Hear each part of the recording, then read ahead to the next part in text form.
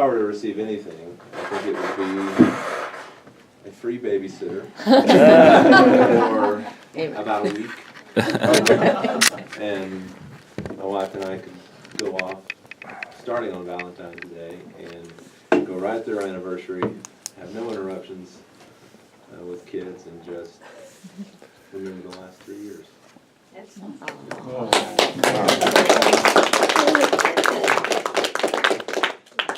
Where in the world did the tradition of Cupid come from?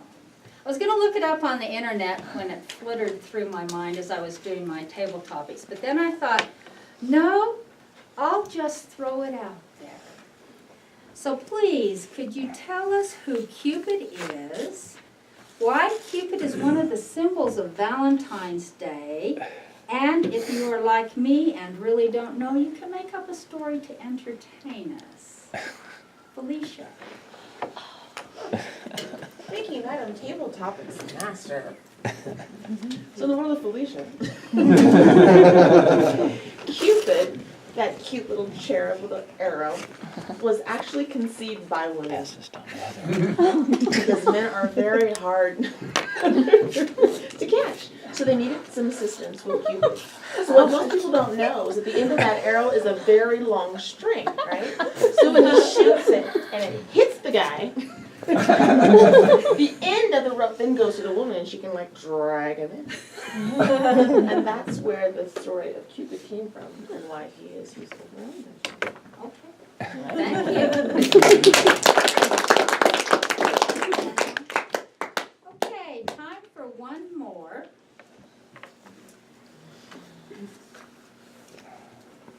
When I was in elementary school, we made these elaborate shoebox decorated shoe boxes with a little slit in the top, and then we brought Valentines for all of our classmates.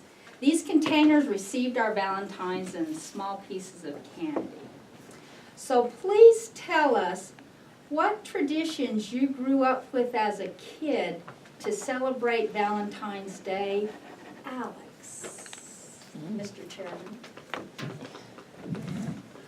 It would help if I was paying attention to that. But I did find the origin of Cupid being Greek descent myself.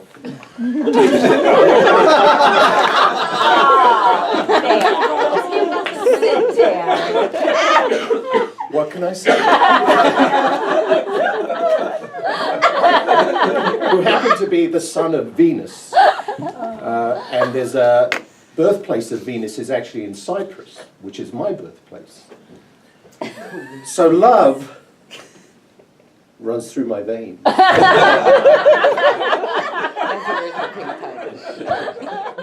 All that's missing is the bow and arrow. And the string. What was that? And the string. Oh, and the string. Yeah, I guess I'm missing the wings as well, you know. As far as you know.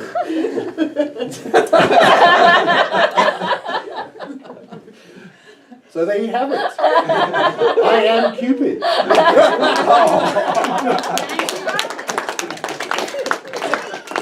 As a recap, Jackie enlightened us to their families' preparations for this year's Valentine's. Brian talked about the extension of the Love Fest with his wife during Valentine's and anniversary, and wanting the free babysitter was good. Felicia, bow and arrow with the string. And Alex enlightened us that he does not listen, probably didn't as a child, but thank you for those words of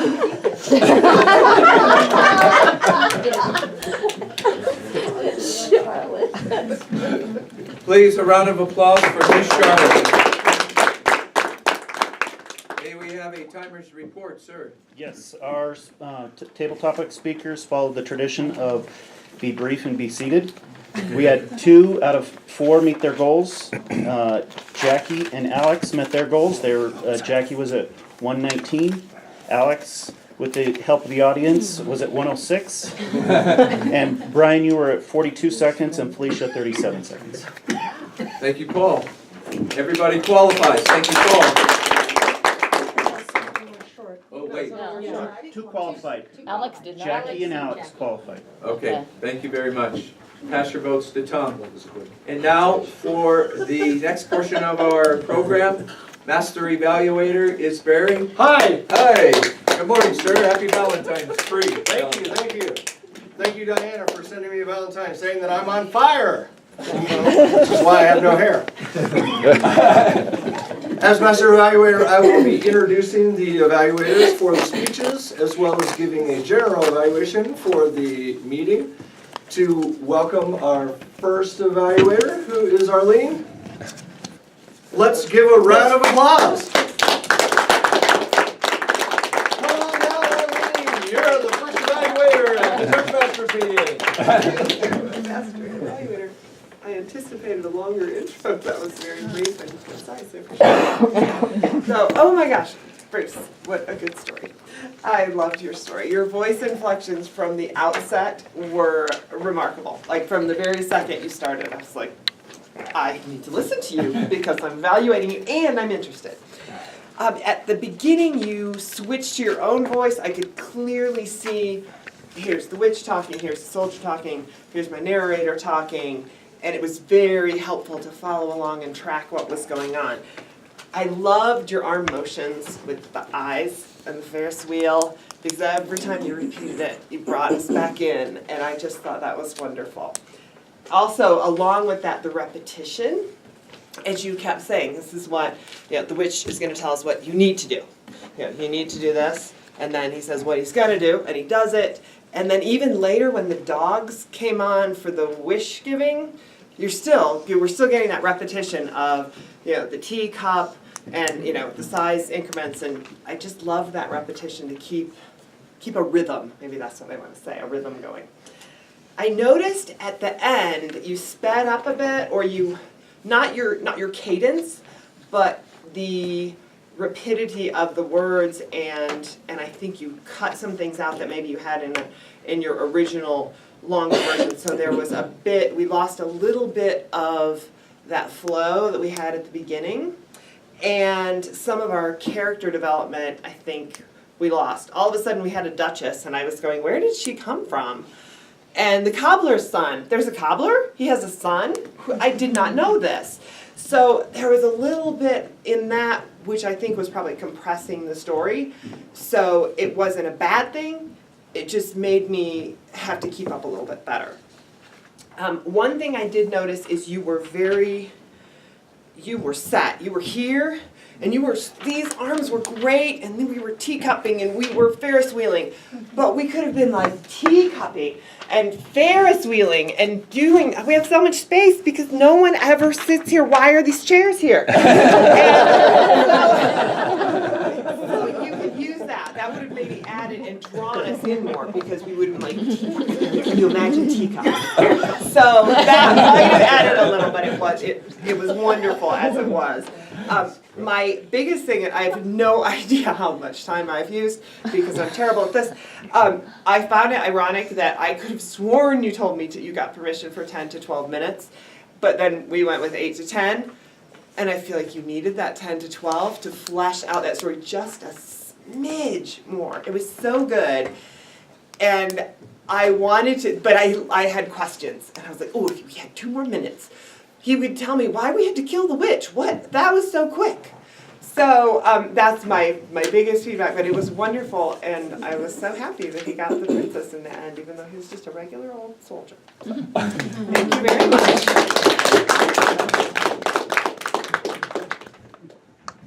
All right, and our next evaluator is where's Carol? Oh, there she is.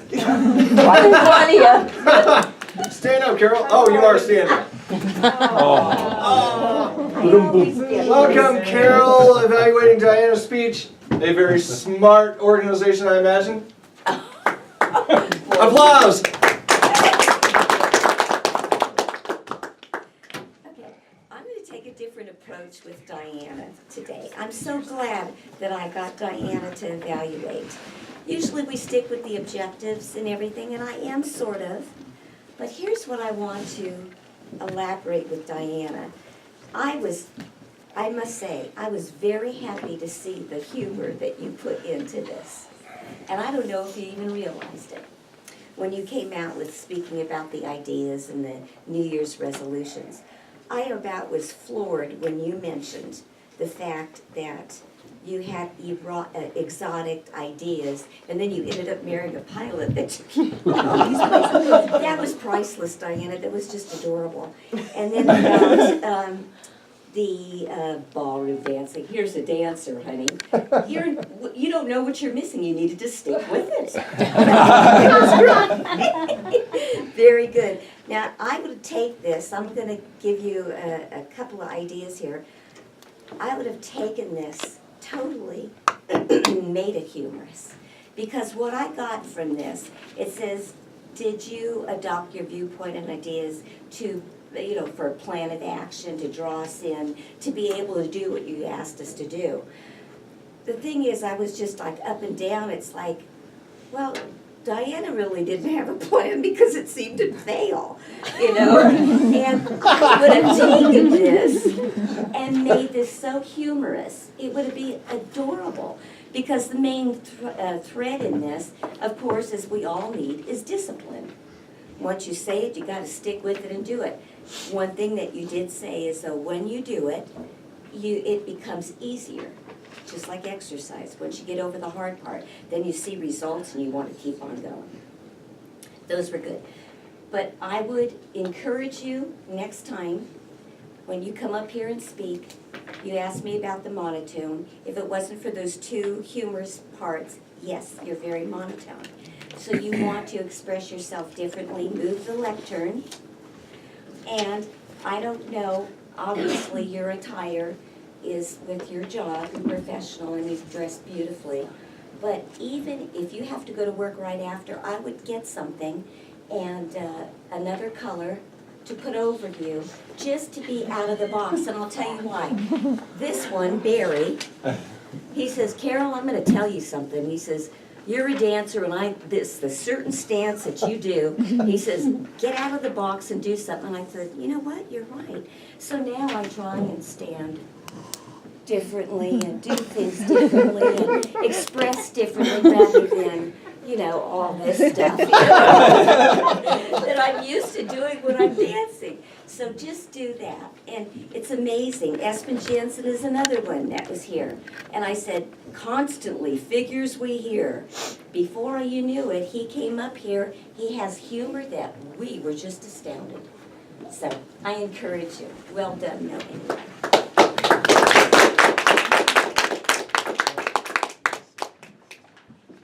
All right, and our final evaluator, evaluating Deb's speech, according to the agenda, is Sophia. Applause! Thank you, Mr. Master Evaluator, fellow Toastmasters, very welcome guests, and especially you. Deb, excellent talk this morning. Warm heart, helping hands. Something we can all relate to. There are a lot of opportunities to volunteer. You helped us by sharing what some of those opportunities are. And the goals of the speech were to present the speech with a clear purpose, to both general and specific. So give a general purpose and then specific purpose. Not to use notes, and to portray minimal nervousness. I thought you achieved all of these goals. I did notice a couple times where you clasped your hands, which I think a lot of us are guilty of, and people always say, well, drop your hands, get out into the audience, that sort of thing. But you did not use notes, which I think really helped add to your getting to the point and to, I'm not getting to the point very well. I thought you did an excellent job with that. The only thing I might suggest for next time, I liked the 3 points because they are things that we can all do, or we can at least pick one that's best suited for us. Karen, share, helping hands, being a snow angel. you gave us those 3 points.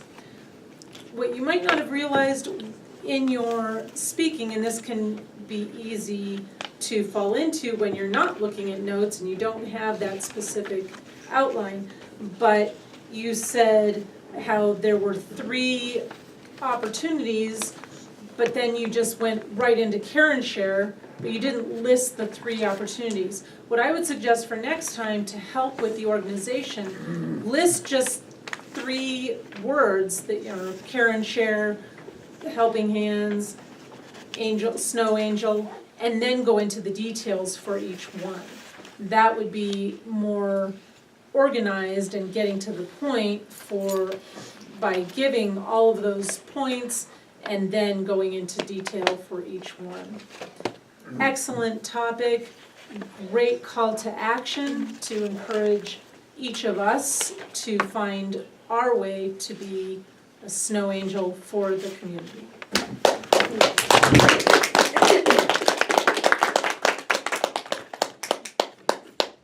All right, Mr. Timer, your final timers report for the evaluators? Everyone met their timing goals. Joy! Thank you. We thought that we did. We're very happy. Very happy. All right, we can be optimistic. That was sarcasm. I know, I picked up on that. Okay. Me not being appreciative of your sarcasm. Oh my God. Okay. Now is the time where I give an evaluation of the meeting. I thought we did an amazing job for having a third of the space that we normally do. We're used to stretching out. Mark put a lot of tchotchkes on the table. I was like overwhelmed, like, why am I getting goggles? I already have ski goggles. And then I realized I couldn't see out of them, and I'm like, what am I gonna do with these? Like, why would I want to even take these home? And then I realized I'm probably not going to. As always, I could always talk about the perennial, annual, weekly things that we always talk about, and that is responding to the Toastmasters' call to action to confirm roles. I do not know why we have evolved into this issue, and I'm not really sure that I have an answer anymore, because we've cajoled, we've adjured, we have coerced, we have left people in the dust, we have had all sorts of volunteerism as examples of stepping up, and yet we still seem to struggle with that. And at this point, all I can say is, if you want to be a part of the club, be a part of the club. And that kind of brings me to my unique evaluation point, and that is, sometimes I notice that as we are here in the meeting, some of us are off in our own worlds, and we're not really present. We're not really engaged with the speaker. We're not really paying attention to the meeting. Why do I have to encourage people to clap when it's time to clap? Because we're not paying attention and we're not here.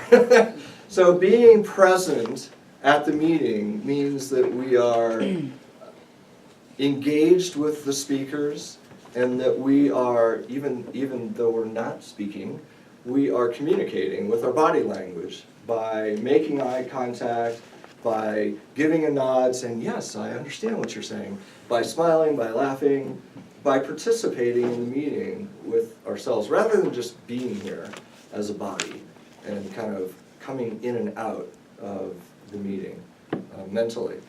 So try to focus on that, because I think that is the value of Toastmasters, and the biggest value in displaying leadership as we're here at the meeting. It's not just participating and doing our roles.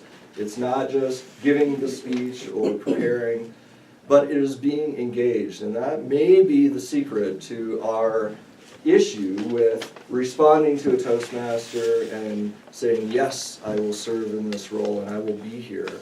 Because in the end, we all have to be here and engaged. And I know I'm preaching to the choir because you are here.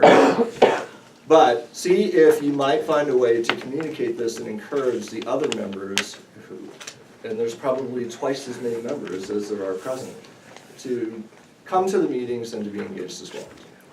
There you have it. Mr. Toastmaster, take it away.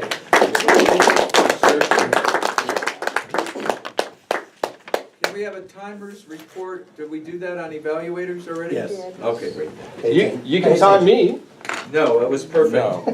And henceforth, part of the goggle, I mean, when you wear the goggle, you're not multitasking anymore. You're really engaged in the listening part. How many of you took part in that? Anyone want to share how it was? Mary? T? I enjoyed, I would listen to Deb's speech, and I could definitely hone in on the pace of her speaking a lot better, and her hesitancy at the beginning, but then also seeing how things revved up when she had humor and she felt more comfortable, so it was really good to be able to tune into that. Excellent. Felicia? And I liked it just for the ability to multi-focus. I mean, all on her. There were no external distractions. It was kind of what Barry was talking about, like really being there in the moment. I think I probably have more feedback for Deb, just based on the fact that I was only listening to you. But that we were right. It's very, very powerful. Excellent. Excellent. Did you want to say something? You know, they summed it up. It was, and I was a horrible multitasker because I was very nervous about my evaluation, so I was totally focused on that the whole time. And then I was like, no, I don't want to miss the goggle thing. And it was nice. You just go, oh, look at, I'm just listening and totally in what she's saying. It's really neat. And I was listening when I had the goggle on when you were evaluating, and I actually felt you do I felt you come across. It was perfect. Did you want to say something, Tom? Yeah, you know, we videotaped the seminars, and this goggle thing was really a terrific exercise. And one of the things you should think about when you see the video of your talk is to view it two ways. One, with the sound off, and just watch yourself. Are you pacing? Because the words will distract you from how you use your body language. And the other one is to not watch it, but just to listen to it. Do those two things separately when you do it, because it'll help you reinforce other skills, so it's a great idea. Excellent. Very, very good. Anybody else? It makes it hard to vote count when you have it. Well, that's the reason. And video. Mark, Yes. I listened to Bruce's speech because it was a story. Right. And it was really interesting to be able to not only visualize, but I was able to hear Bruce's voice in a way that I hadn't before, because I'm always looking at Bruce rather than listening to Bruce. Right. Excellent. Excellent. And I would agree with that. It really helped not be callow in paying attention. To get it in once at least. Excellent. Thank you for that feedback. And by the way, I'll be inviting blind people to sit with us, and it'll create a different dimension for you when you speak, because you won't be saying in your speech over there. You will be saying where over there is. Our seventh person to respond this week was Alex, so I did use some Mr. Cupid. Winner. Goddess. Mr. Cupid. All right. We are now looking for a grammarian and a counter report. Yes. It's Heather. Thank you. Very few fillers today, so really good job on that. I just wrote down a few.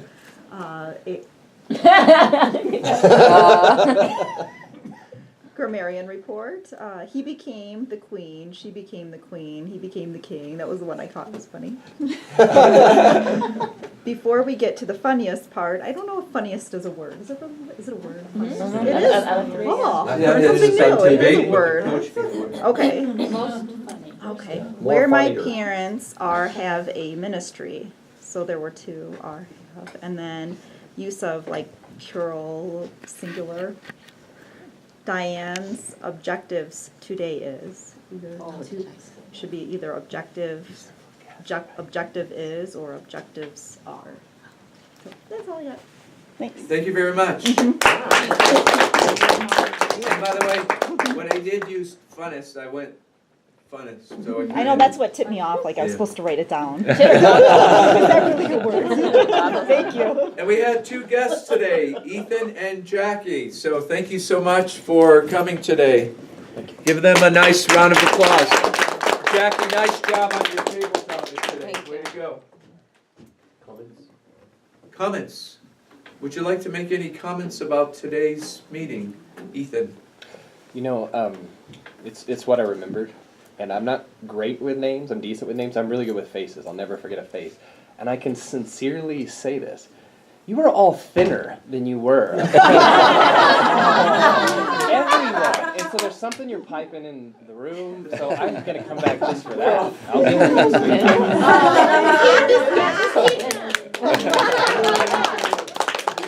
That's because we're goal setting. No, that's because New Year's resolutions. Maybe we've missed the point of marketing our club. That's because it's only February. Yeah, wait till August. Right. Miss Jackie, would you like to make any comments? I don't know how I can beat that. You kind of set me up. No, but I like the diversity in the group. Everyone seems to bring something different. And, it appears that I can learn from everyone with different styles. So I'm just excited to be part of it. Excellent. Thank you very much, both of you. And now for our best... Everything. Our best table topic of the day. Mr. Toastmaster, our best table topic will give some very positive reinforcement to our guest, to Jackie. Thank you. Nice job. Thank you. That's it. No more love for anyone. Love the Lord with my behavior. Shut up. You forgot the arrow part. That's what lost it. The string. It's after imagining you in a swimsuit that freaked me out. Wait, I thought it was like. You know, it's European.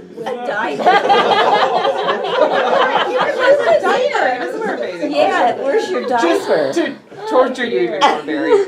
No, we're enjoying this. Enough of that. Enough. And our best speaker, can we? Evaluator. Evaluator, I'm sorry, this screwed me up because we don't have an evaluator, but we're using this ribbon instead. Okay. By the way, I have all my ribbons on my refrigerator at home like a school child. All of them. All of them, Jeff.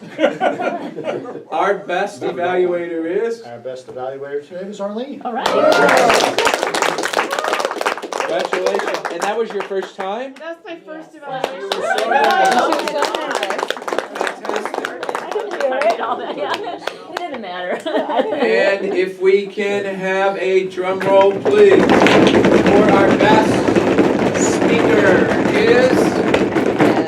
Diana. Yay!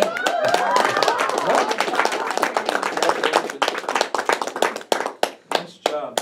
Before I turn control back over to our chair, you know St. Valentine, he wore, legend says, Valentinius, he wore a ring, an amethyst ring. How do you say it? Amethyst. Thank you very much. I won't try again. And in that ring, on that stone, he had Cupid on it. And so all the soldiers would see it and ask him to marry them. So as the legend goes. And I will end with a poem. That's not what you were thinking. Pardon? No, that's fine. That's it. The honey is sweet, and so are you. Thou art my love, and I thine. I drew thee to my Valentine. It was cast, and then I drew, and fortune said, it shall be you. Thank you very much. Alex. I'm 8:01, so unless there's really pressing announcements. I do have a press announcement. Okay, press away. Okay, so I'm going to be Toastmaster for our next meeting, and the focus is going to be why we love Toastmasters. So I want you to kind of have that in mind, what you love about being in the club. And can we get some confirmations really quickly? Paul, you're going to be speaker number 1? Yes. Good. Tim, you're speaker number 2? Yep. Perfect. Heather, you're speaker number 3? Yep. Awesome. Mark, you're evaluator number 1. I'm taking these as confirmations, correct? Yes. Okay. Alex, you're evaluator number 2. And Diana, you're going to be evaluator number 3. Yes. Okay, so those are our primary roles. Everyone else, I expect you to confirm via email, but we love you. Think about why you love Toastmasters. Bring that energy with you to the next meeting. I have a quick announcement. Our semi-annual dues are going to become due, so I'll send out an email and let me know if you want me to create a PayPal invoice for you, so I can do that. So What's our time frame? our time frame, I think we have like 2 months. I think we have, well, I have to collect them. Yeah, when do you need? Or I'm delinquent, I don't know exactly. Okay, I think okay. they're due, I think It must they're say April somewhere. 1st. April 1st. So it's Okay. good if, In March. It says I'm supposed to ASAP. start collecting them. Okay, okay, okay. Yeah, so we want to think for March 15th, because April 1st, that's when they're due to nationals, and they have to be there, so you can't pay then. Having our dues in on time is an important part of our Distinguished Toastmasters Presidents, Distinguished Toastmaster Club, so keep that strong roll rolling. And make it easy for Well, there Heather. you go. Make it easy for Heather.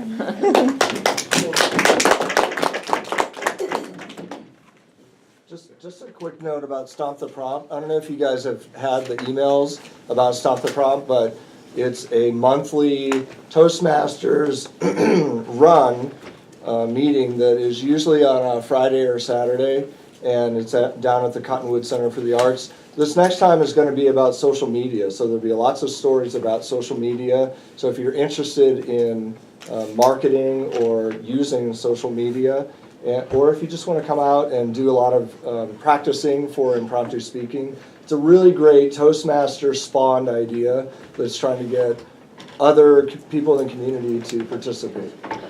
Could you say it again? Stomp the what? Stomp the Prompt. Oh. And add to that real quickly, Michelle Moras is actually going to be speaking on Culture Zone and on KCME, where I now work, on 88.7. I believe it's 5 o'clock on Sundays and repeat on 7 o'clock on Mondays. So just if you want to tune in to our Toastmaster, Michelle Moras, or tune in to Culture Zone, KCME. As your Sergeant of Arms, it becomes difficult when I have a key role to do, and there's some really cool people in here who help me out. So I appreciate that help, and also the Sergeant at Arms at the end of the meeting, I appreciate all the help that you give in helping clean up the room, so thank you very much. The way to do that is the positive way, right? Should we send these all back to you? Yeah, I'll have a box. Thank you. Have a great day, and we'll see you next week.